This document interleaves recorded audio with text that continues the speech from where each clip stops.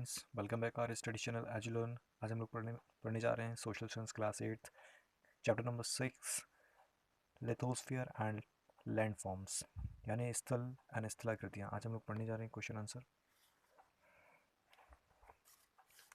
तो आज हम लोग पढ़ेंगे इनके question answer one by one करके।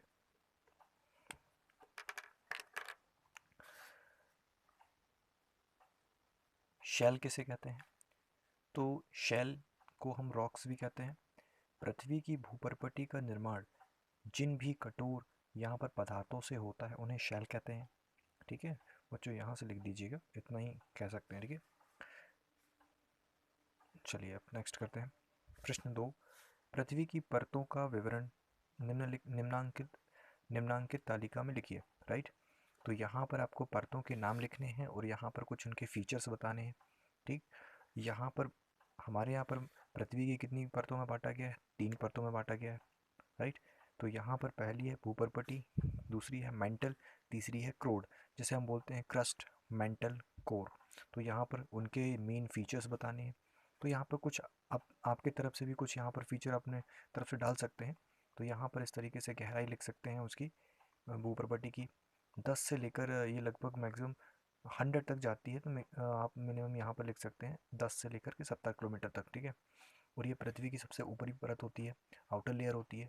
इसमें जो मेन कंपोनेंट होती है, प्रधानता होती है उन जो यहाँ पर खनिजों की, वो मिलता है सिलिका और एल्यूमिनियम। आपको यहाँ पर प्रधानता देखने को मिलेगी।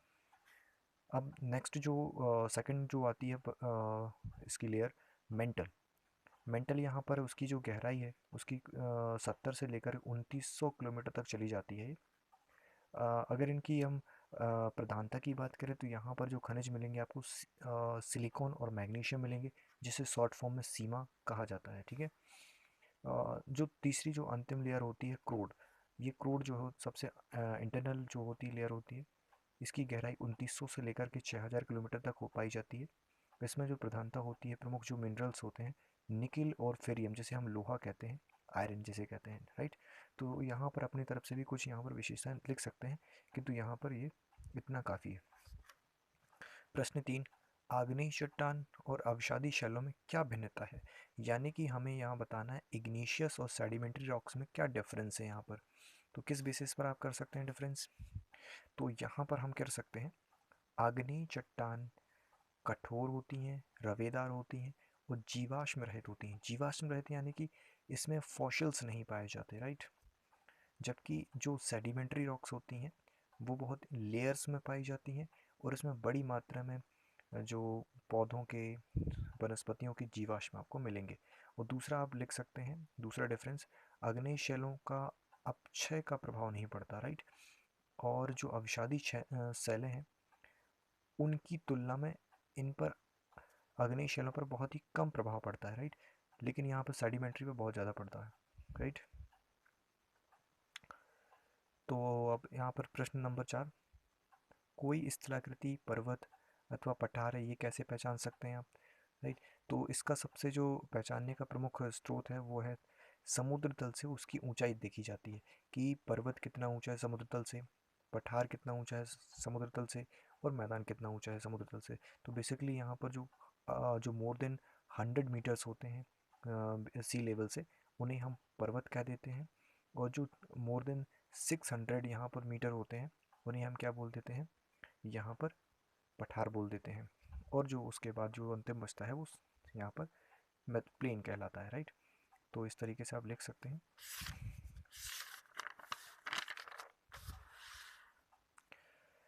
तो यहाँ पर बताना है, प्रश्न 5 में बताना है, यहाँ पर बताना है कि ज्वालामुखी का जो उद्गार है वो किन कारणों की वजह से होता है। राइट, तो ज्वालामुखी का उद्गार क्यों होता है, किस वजह से होता है, यानी वॉल्केनिक एरप्शन किस वजह से होता है?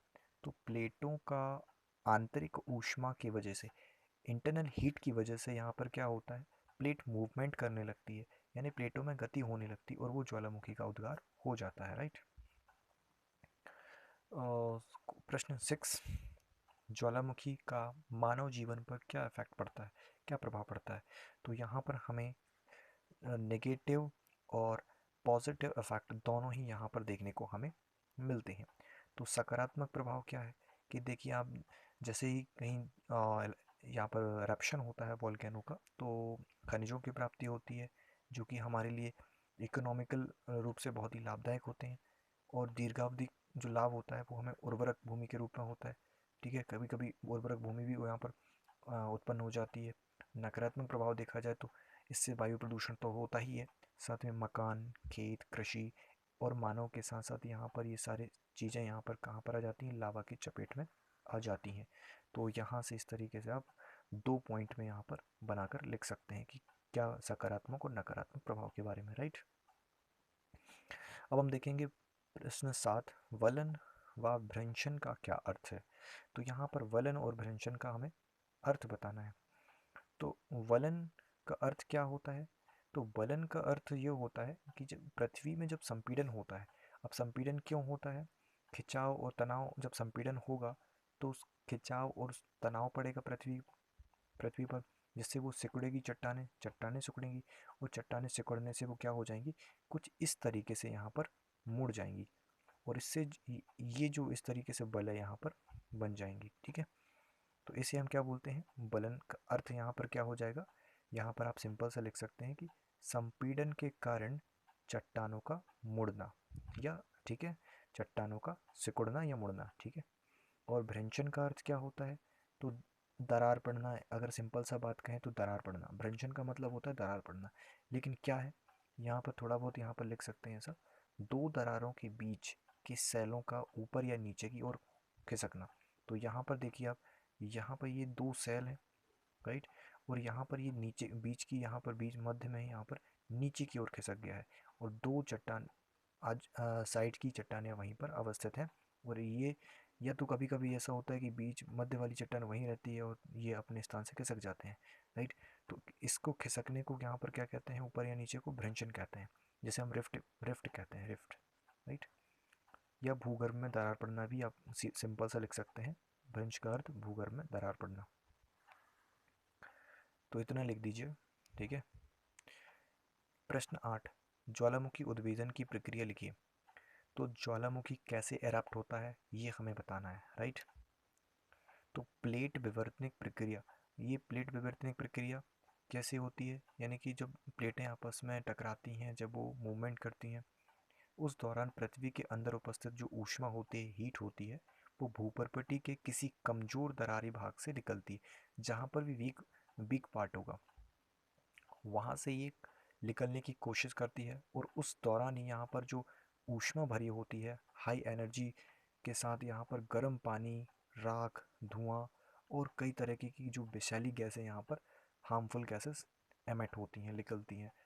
और ये पतली सी नलिका से होते हुए, एक वेंट ट्यूब से होते हुए निकलती हैं, जिस वजह से ये तीव्र विस्फोट करता है, एकदम बहुत ही तेज़ी से एरप्ट होता है, जिसे हम ज्वालामुखी कहते हैं। और इन सारी प्रोसेस को हम क्या बोलते हैं, ज्वालामुखी उद्भेदन की प्रक्रिया कहते हैं, राइट। तो इस तरीके से यहाँ पर जब अंदर जब भरा हुआ होता है वो पदार्थ, तब हम इसे मैग्मा कहते हैं। जब ये निकल कर एरप्ट होकर जब बाहर आता है ऊपरपट्टी, तब हम इसे क्या कहने लगते हैं, लावा कहने लगते हैं। और यही सॉलिडिफाइड होकर फिर यहाँ पर चट्टान के फॉर्म में आ जाता है। प्रश्न 9, दिए गए यहाँ पर विभिन्न शैलों के उदाहरण निम्नलिखित यहाँ पर लिखिए। इन यहाँ पर संगमरमर, बलुआ पत्थर, कोयला, स्लेट, ग्रेनाइट, चिकनी मिट्टी, हीरा, बेसाल्ट, चूने का पत्थर। तो हमें इनमें से क्या करना है, यहाँ पर सिलेक्ट करना है कि कौन सा आग्नेय शैल है, कौन सा अवसादी शैल है, कौन सा कायांतरित शैल है। जैसे हम इग्निशियस रॉक्स, अवसादी को सेडिमेंट्री रॉक्स, कायांतरित को मेटामॉर्फिक रॉक कहते हैं। तो जो यहाँ पर लावा के ठंडे सॉलिडिफाइड होने से, ठंडे होने से बनती है ये, और फिर उसके बाद इस पर जो प्रेशर एंड हीट पड़ने के बाद यहाँ पर क्या होता है, ये अवसादी चट्टानें पड़ती है, और अवसादी चट्टानें किस में फॉर्म हो जाती है, ताप और दाब पड़ने से कायांतरित शैल या मेटामॉर्फिक रॉक में बदल जाती है। तो ऐसे ही कुछ एग्जाम्पल बता सकते हैं, ग्रेनाइट, बेसाल्ट, गैब्रो, पैगमेटाइट। ये कुछ क्या है, आपके आग्नेय शैल हैं। और सेडिमेंट्री, सेडिमेंट्री का सबसे खास बात ये लेयर्स में पाई जाती है, उसमें जीवाश्म पाए जाते हैं। तो चूना पत्थर, चिकनी मिट्टी, कोयला, बालूकाश में, ये कुछ अवसादी चट्टानें हैं, राइट। बलुआ पत्थर मीन्स बालूकाश में। मेटामॉर्फिक रॉक में क्या आएगा? हीरा, स्लेट, संगमरमर, क्वार्ट्ज, ये आप कुछ लिख सकते हैं, राइट। भूकंप से, आज का जो हमारा अंतिम प्रश्न होगा, भूकंप से होने वाले लाभ और हानियाँ लिखिए। तो इस तरीके से आप दो यहाँ पर लिखेंगे, लाभ और हानियाँ अलग अलग करके। लाभ, नए भूमि क्षेत्रों का निर्माण हो जाता है। भूकंप होने से, भूकंप के आने से क्या होता है? नए नए भूमि क्षेत्र बनकर उभर आते हैं। सतह पर जो मूल्यवान जो मिनरल्स आ जाते हैं। निम्न भूमि क्षेत्रों में झीलें बन जाती हैं। कभी कभी उपजाऊ भूमि उभर कर भी आ जाती है, ठीक है। तो इस तरीके से इतने सारे हमें लाभ देखने को मिलते हैं भूकंप से, ठीक है। लेकिन इससे वहीं जितने हमें लाभ भी दे, उससे कहीं दुगना हमें हानियाँ भी होती हैं इससे। विभिन्न जो कार्यालय, भवन, पुल, रेल मार्ग, मनुष्य और पशुओं को नुकसान पहुंचता है। पुल टूट जाते हैं, रेल मार्ग टूट जाती हैं, संचार साधन की व्यवस्थाएं अस्त व्यस्त हो जाती हैं। नदी के मुहाने कट फट जाने से बाढ़ आ जाती है, राइट। सुनामियाँ आ जाती हैं। अगर समुद्र में आने से समुद्र में अगर भूकंप आता है तो उससे सुनामी आ जाती है। उपयोगी भूमि पर दरारें निर्मित हो जाती हैं, जिससे कई क्षेत्र नीचे की ओर चले जाते हैं, राइट। तो बच्चों, इस तरीके से आप यहाँ पर क्वेश्चन लिख सकते हैं। और यहाँ पर हो अपने हिसाब से भी यहाँ पर कुछ थोड़ा बहुत यहाँ पर छोटा करके भी लिख सकते हैं। बाकी इतना लिखेंगे तो भी यहाँ पर परफेक्ट है इतना। तो धन्यवाद बच्चों। आपको अगर पसंद आया तो लाइक करिए, सब्सक्राइब करिए। धन्यवाद।